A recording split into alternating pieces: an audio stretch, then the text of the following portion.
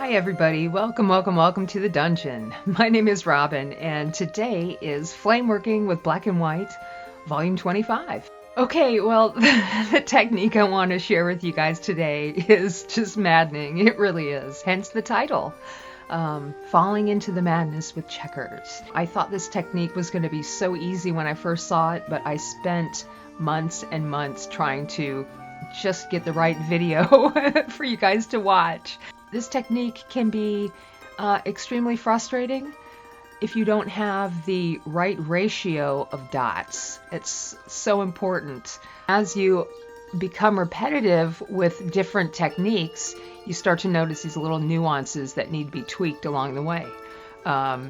So I've done all the tweaking that I could do. This is as close as I have been able to come to get a good checkerboard pattern. The technique is super simple, so if you're looking for a good challenge bead, this might be the one for you. If not, I do hope that you appreciate the technique and how you can make this checkerboard pattern. And on that note, thank you all so much for watching. I really appreciate it. And you all take care and be safe. And we'll see you next time in the dungeon.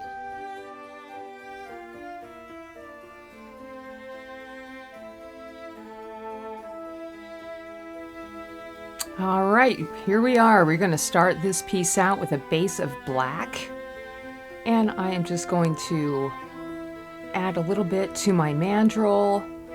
I have most of the sizes that I have done with this bead are pretty much the same.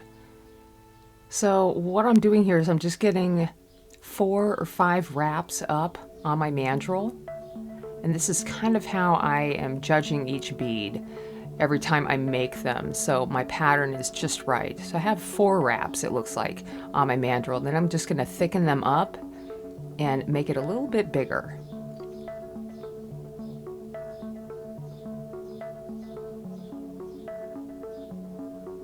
I tend to get a little sloppy when I'm building up my beads, but as long as they come out in the shape that I'm looking for, it's all good. It's all good. I'm just looking for a nice wide barrel shape. And here we start the pattern. So I'm going to start with the white and add 4 dots all the way around. I am using a stringer. I found that using a stringer was a lot more conducive than using a rod.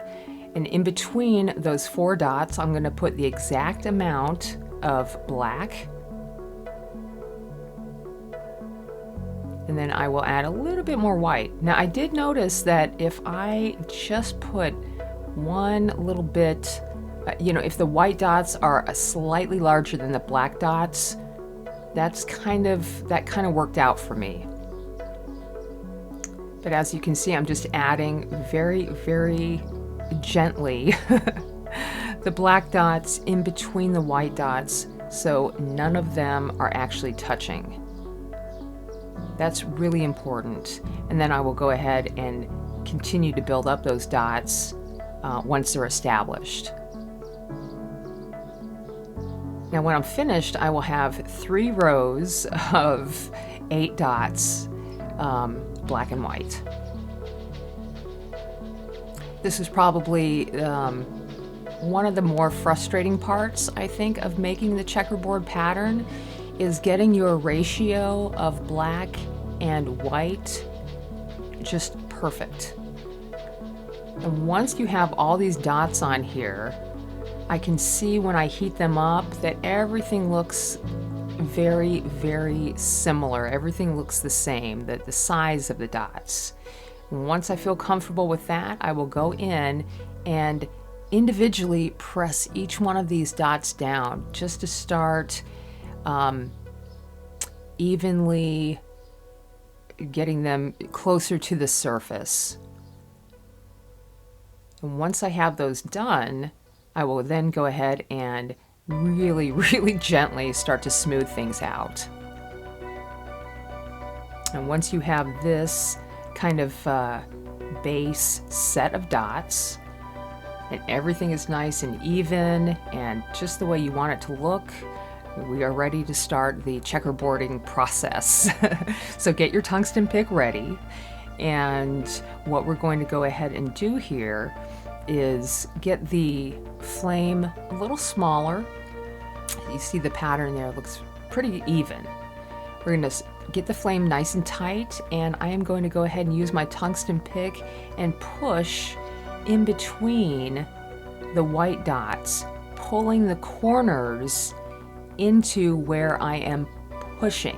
I hope that makes sense. If it doesn't, then hopefully just watching will make sense. But it's so easy.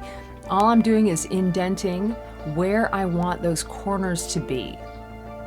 And you'll see that white glass pull in a little bit. It's okay to make this indentation more than once.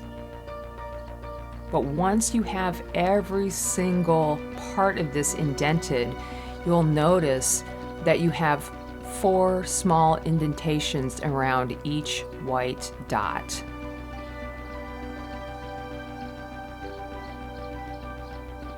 On the ends, all I'm doing is just heating the edge of the white dot and just kind of pulling it into a straight square edge.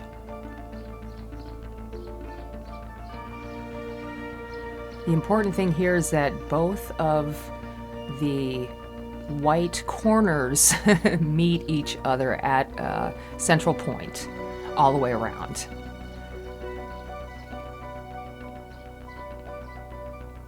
I think one of my biggest problems was not having that correct ratio of white dots to black dots. On this one, those white dots were just a little tiny bit bigger than the black dots because of how the white is so soft as opposed to the stiffer quality of the black.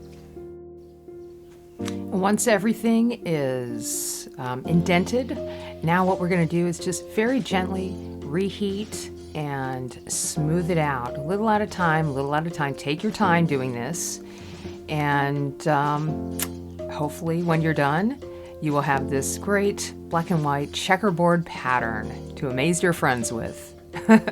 All right, you guys, thank you so much for watching and sticking with me on this one. I hope you do give this a try. If you do, let me know. And on that note, we'll see you guys next time in the dungeon.